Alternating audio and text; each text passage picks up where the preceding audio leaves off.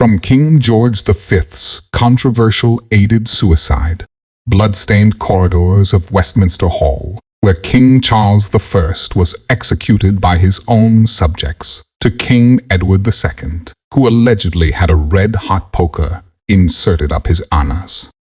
Unravel with us the mysterious deaths of these monarchs, where the line between truth and legend blurs, and facts remain shrouded in uncertainty on the murdered kings of England. By the mid-1930s, King George V's health had seriously declined. As a heavy smoker, he suffered from chronic obstructive pulmonary disease and had endured various illnesses, including pleurisy and bronchitis. By the end of 1935, his condition had deteriorated significantly, leaving him bedridden and in considerable pain. On the evening of January 20th, 1936, King George was gravely ill and being cared for at Sandringham House. His condition was rapidly worsening, and he was in a semi-comatose state, showing little hope of recovery. The king's family was present, aware that his end was near. His personal physician, Lord Dawson of Penn, was in attendance, closely monitoring the king's declining health. Dawson made a controversial decision during these final hours. According to his later diary entries, at approximately 11:55, he administered 2 injections directly into the king's jugular vein, one containing 750 milligrams of morphine and another containing 1 gram of cocaine. These doses were significantly higher than therapeutic levels and were intended to induce a quick and peaceful death. Dawson believed this would spare the king further suffering and ensure a dignified end. His decision to hasten the king's death was driven by multiple factors. Primarily, he aimed to prevent further suffering for the king, who was in significant pain and discomfort with no hope of recovery. Additionally, Dawson revealed in his diary that he wanted to ensure the king's death would be announced in the morning edition of the Times, a reputable and widely read newspaper, rather than in the less prestigious evening papers. He believed this would preserve the dignity of the monarchy and control the narrative around the king's death. At the time, the public was unaware of the exact circumstances surrounding King George V's death. It was not until the 1980s, when Dawson's diary was published, that the details of the euthanasia became known. The revelation sparked considerable debate and controversy, as the act of euthanasia raised profound ethical questions about the role of physicians in end-of-life care and the extent to which they should intervene in the dying process. While some viewed Dawson's actions as a merciful release for a suffering king, others criticized the lack of transparency and questioned whether such a decision should have been made without broader consultation. Despite Dawson's intentions to be compassionate and dignified, his decision continues to be scrutinized for its moral and ethical implications. The execution of King Charles I of England on January 30th, 1649, marked one of the most sporadic events in English history and the culmination of years of political and religious strife. Charles's reign was characterized by conflicts with Parliament over issues of taxation, religion, and the extent of royal authority. These tensions eventually erupted into civil war between the Royalists, who were supporters of the king, and the Parliamentarians, led by Oliver Cromwell. By 1648, the Parliamentarians, under the leadership of Cromwell, had emerged victorious in the English Civil War. King Charles was captured and held prisoner, first at Carisbrooke Castle on the Isle of Wight and later at Windsor Castle. Negotiations between the king and Parliament failed to reach a resolution, leading to the trial and eventual execution of Charles for high treason. The trial of King Charles, known as the High Court of Justice, began on January 20th, 1649, at Westminster Hall in London. The court was comprised of 135 commissioners, primarily parliamentarians and Puritan radicals. Charles refused to recognize the legitimacy of the court, arguing that as king, he was accountable only to God. Despite his protests, Charles was found guilty of high treason for waging war against his own subjects, and the sentence was death by decapitation. On the morning of January 30th, 1649, he was escorted from St. James's Palace to the scaffold erected outside the banqueting house in Whitehall. As he stood on the scaffold, King Charles delivered a brief speech reaffirming his belief in the divine right of kings and his loyalty to the Church of England. He then knelt and prayed before laying his head on the block. A masked executioner swung an axe, severing the king's head from his body in front of a crowd of spectators. The execution of King Charles I sent shockwaves throughout Europe and marked the first time in English history that a reigning monarch had been executed by their own subjects. The regicide was deeply divisive, with supporters of the monarchy mourning the loss of their king, while others celebrated the establishment of a republic. In the aftermath of Charles's execution, England was plunged into a period of political instability known as the Interregnum, during which Oliver Cromwell ruled as Lord Protector. However, the restoration of the monarchy in 1660 saw his son, Charles II, ascend to the throne, signaling the end of the Republican experiment and the return of the Stuart dynasty to power. The alleged murder of Edward II of England is shrouded in mystery and historical debate. His reign, from 1307 to 1327, was marked by political turmoil, conflict with barons, and personal struggles, including his relationship with his favorite Piers Gaveston, and later with Hugh Despenser the Younger.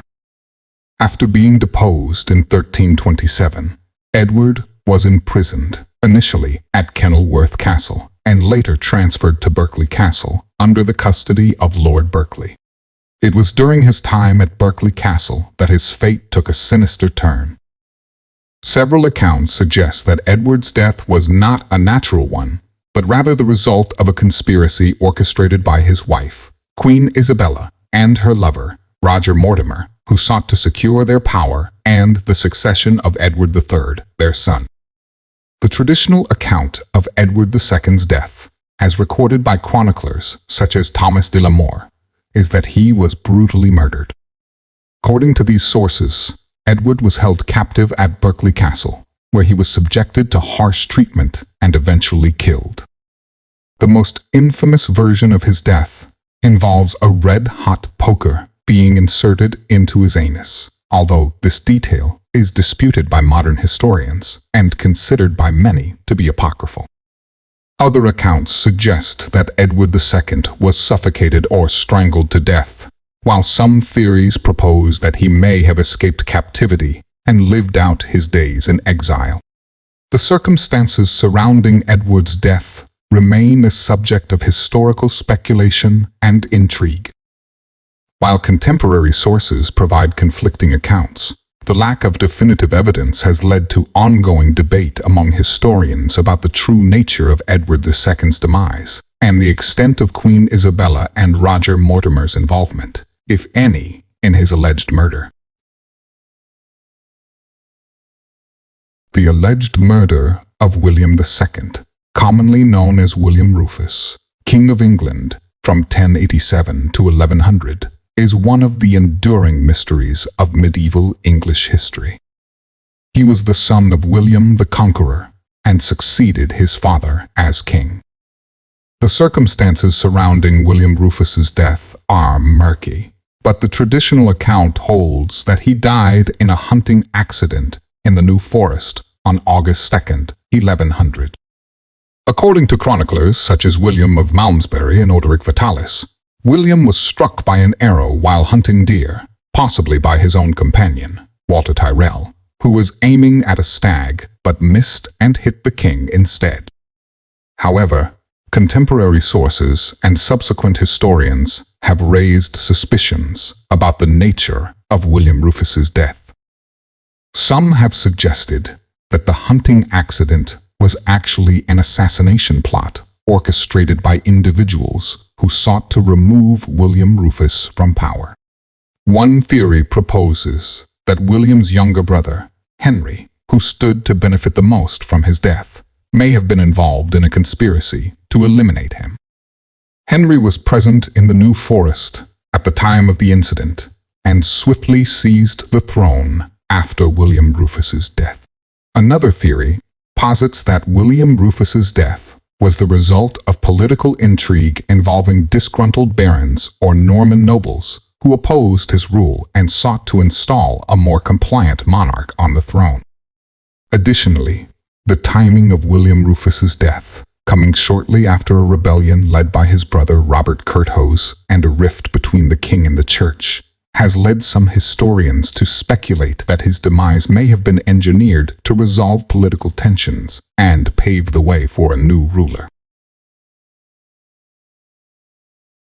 The murder of Richard II of England is a historical mystery that has intrigued scholars and historians for centuries. Richard II ruled from 1377 until his deposition in 1399. His reign was marked by political instability, including conflicts with nobles and a growing discontent among the populace. Richard was initially imprisoned in Pontefract Castle, where he remained for some time under the custody of Henry's supporters, and it was his 1399 deposition that paved way for the ascension of Henry Bolingbroke, who became King Henry IV. The exact circumstances of Richard's death are unclear, and historical accounts vary. The traditional narrative holds that he died in February 1400, likely as a result of starvation or mistreatment while in captivity. This version of events suggests that Richard's death was not a premeditated murder, but rather the consequence of his imprisonment and the harsh conditions he endured. However, alternative theories propose that he may have been murdered, either on the orders of Henry IV or by individuals seeking to eliminate him as a political threat. Some historians have speculated that Richard's death may have been orchestrated to prevent any attempts to restore him to the throne or to quell potential uprisings by his supporters. One theory suggests that Richard was assassinated by Sir Piers Exton, a close associate of Henry IV, who allegedly acted on the king's orders to eliminate Richard. According to this account, Exton entered Richard's cell and bludgeoned him to death, thereby ensuring that he posed no further challenge to Henry's reign. Another theory suggests that he was murdered by poisoning, possibly at the hands of his captors or agents acting on behalf of Henry IV. Nevertheless, the mystery surrounding Richard II's demise continues to captivate historians and enthusiasts alike, adding to the intrigue of one of England's most enigmatic monarchs. The fate of Edward V, one of the princes in the Tower, remains one of the most enduring mysteries in English history. Edward and his younger brother, Richard of Shrewsbury, Duke of York, were the sons of King Edward IV and Elizabeth Woodville. After their father's death in April 1483, Edward was declared king, but his uncle, Richard, Duke of Gloucester, assumed the role of Lord Protector. Edward and his brother were lodged in the Tower of London, traditionally a residence for royal heirs, in preparation for Edward's coronation. However, before the coronation could take place, Richard, Duke of Gloucester, declared that Edward IV's marriage to Elizabeth Woodville was invalid due to a pre-contract with another woman, thereby rendering Edward V and his siblings illegitimate. Richard subsequently claimed the throne for himself, ascending as King Richard III in July 1483. Edward and his brother were last seen alive in the Tower of London around June 1483. After this point, They disappeared from public view, and their fate became the subject of speculation and rumor. Traditional account, as depicted by later Tudor historians, such as Sir Thomas More, suggests that Edward V and his brother were murdered on the orders of King Richard III to secure his hold on the throne. According to this narrative, the princes were suffocated or smothered to death, with their bodies hidden within the Tower of London. However, there is no conclusive evidence to prove definitively what happened to Edward V and his brother. The lack of contemporary documentation and the conflicting nature of later accounts have led to ongoing debate among historians about their fate. Alternative theories propose that the princes may have been spirited away and survived, possibly living in exile or under assumed identities. Nevertheless, the prevailing belief is that Edward V and his brother met with foul play, and their disappearance remains one of the enduring mysteries of English history.